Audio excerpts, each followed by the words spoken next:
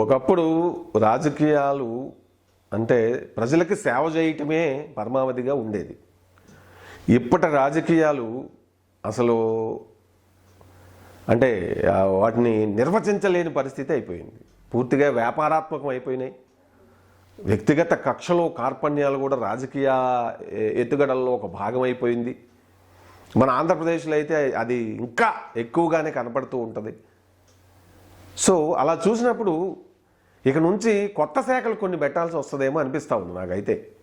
అంటే తిట్లు శాఖ, స్కోల్డింగ్ డిపార్ట్మెంట్ అన్నమాట, లేదా స్కోల్డింగ్ మినిస్ట్రీ. ఆల్రెడీ అది వైఎస్ఆర్సీపీ పార్టీలో మరి కొడాల నాన్నగారికి ఇచ్చినట్టుగానే మనం చూడాల్సి ఉంటుంది. ఎందుకంటే డే 1 నుంచి ఆయన మరి ముఖ్యంగా టార్గెట్ చంద్రబాబు నాయుడిని తిట్టడం, ఆ తర్వాత వైఎస్ఆర్సీపీ పార్టీని విమర్శించిన వాళ్ళని అటు ఇంక్లూడింగ్ పవన్ కళ్యాణ్ గారు కావచ్చు, ఇంకా వేరే ఎవరైనా గళం ఇప్పితే ఈయనదైన శైలిలో తిట్ల దండకం ఎత్తుకొని మరి తిట్లు, ఈ బూతు పురాణాల్లో కొడాల నాని గారుకి మరి ఆయన ఎక్స్పర్ట్, అందులో బహుశా పిహెచ్డి చేసి ఉంటారేమో ఆ బూతులు. కానీ చంద్రబాబు నాయుడిని ఆయన తిట్టిన విధంగా ప్రపంచంలో ఇంతవరకు ఎవరో తిట్టి ఉండరు అనడంలో సందేహమే లేదు. అది మనం చూసాం. అది నేను చెప్తున్నదేం కాదు ప్రత్యేకంగా.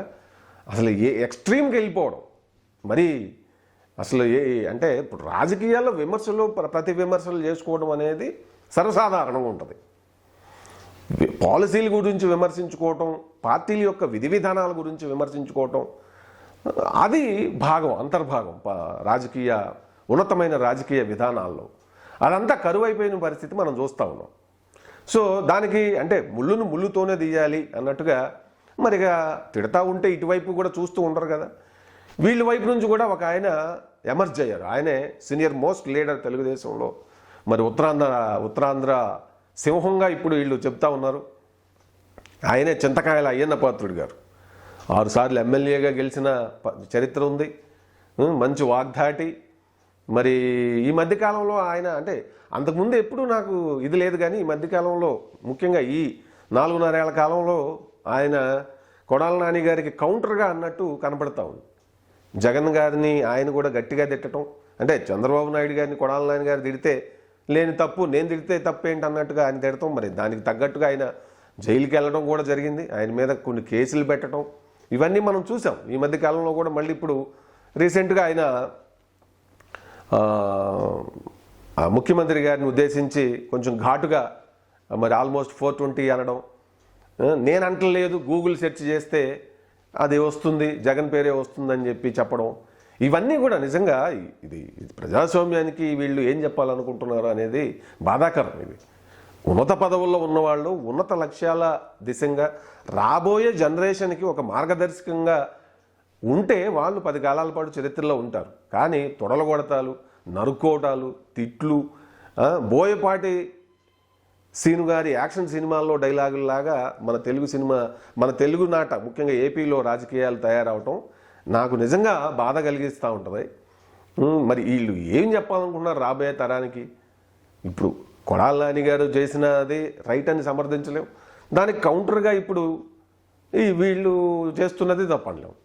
కొంత గుడ్లో మెల్ల చంద్రబాబు నాయుడు గారే ఈ విషయంలో నాకు బెస్ట్ అనిపిస్తుంది. ఎందుకంటే ఆయన ఎప్పుడూ వ్యక్తిగత దూషణలు చేసిన పరిస్థితి ఉండదు.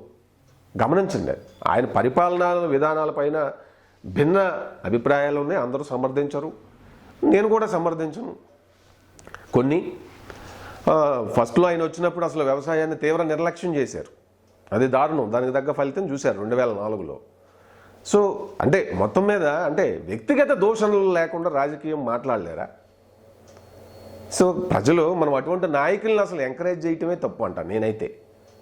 అది కొడాల నాని గారు కావచ్చు, మరి అయ్యన్న పాత్రుడు గారు కావచ్చు, ఇంకొక XYZ ఎవరైనా కావచ్చు, ఏ పార్టీలో అయినా కావచ్చు, విధి విధానాలు మాట్లాడుకోకుండా, పార్టీ యొక్క మేనిఫెస్టోలు మాట్లాడుకోకుండా, పాలసీల గురించి మాట్లాడకుండా, డెవలప్మెంట్ గురించి మాట్లాడకుండా అంతా డైవర్ట్ చేసి ప్రజల మైండ్ని ఇట్లా వ్యక్తిగత జీవితాల్లోకి వెళ్ళిపోయి ఒకరినొకరు విమర్శించుకోవటం, దాని మీద డిబేట్లు, దాని మీద ఇది చేయటం అనేది ప్రజల సమయాన్ని ప్రజా సమస్యలను డైవర్ట్ చేసేసి పబ్బం గడుపుకోవటమే అంటాను నేనైతే. అన్ని పార్టీలు, ఏ పార్టీలు అని దీంతో ఎక్కువగా ఇన్వాల్వ్ అయ్యేది ఎవరైతే వాళ్ళు దానికి అదే కోణంలో చూడాల్సిన పరిస్థితే ఉంది. అంతకు మించి గొప్పగా చూడటానికి ఏమీ లేదు. కాబట్టి ఈ పరిణామాలు, ఇటువంటి పరిస్థితులు దురదృష్టకరం. దాని నుంచి బయటపడాల్సిన ఆవశ్యకత ఎంతైనా ఉంది.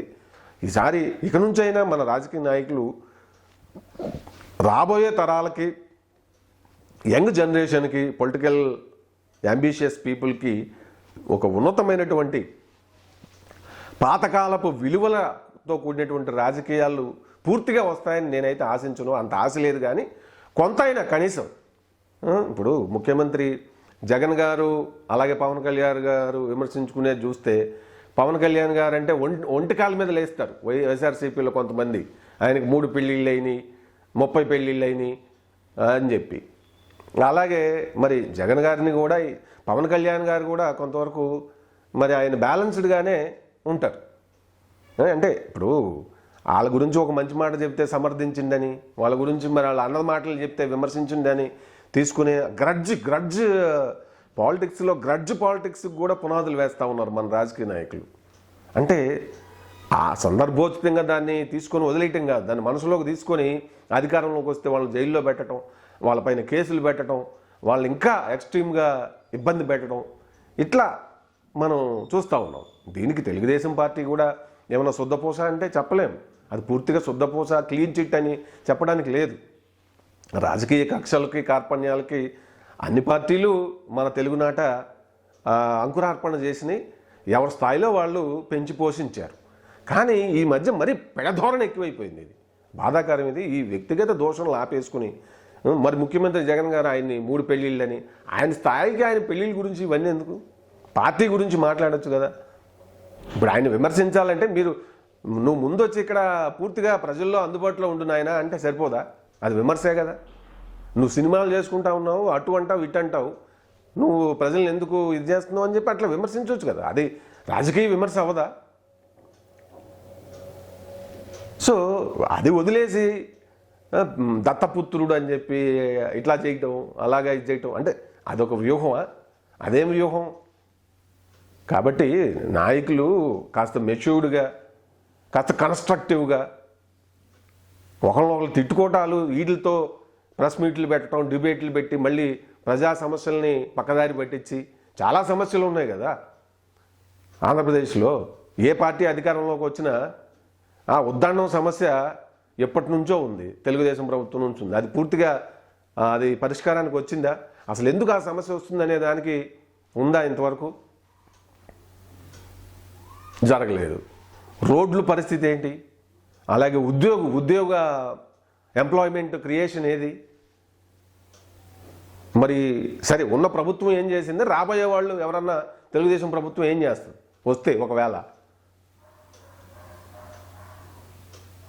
ఎవరికి దీని మీద మాట్లాడరు, దీని గురించి ప్రజలకు చెప్పరు, అంతా చేసేస్తాం మేము సూపర్ న్యాచురల్ పవర్స్ అన్నట్టుగా ప్రజలకు వాగ్దానాలు చేసేయటం. ఈ మొత్తం ఆ 4.5 ఏళ్ళేమో ఎక్కువ వ్యక్తిగత దూషణలు, నిర్మాణాత్మకమైనటువంటి అంటే ప్రజా సమస్యల మీద దృష్టి పెట్టకుండా, వాటిని పరిష్కరించే విధంగా ఇది చేయకుండా ఎక్కువ సమయం ఇట్లా దుర్వినియోగపరచడం అనేది ఎంత బాధాకరం.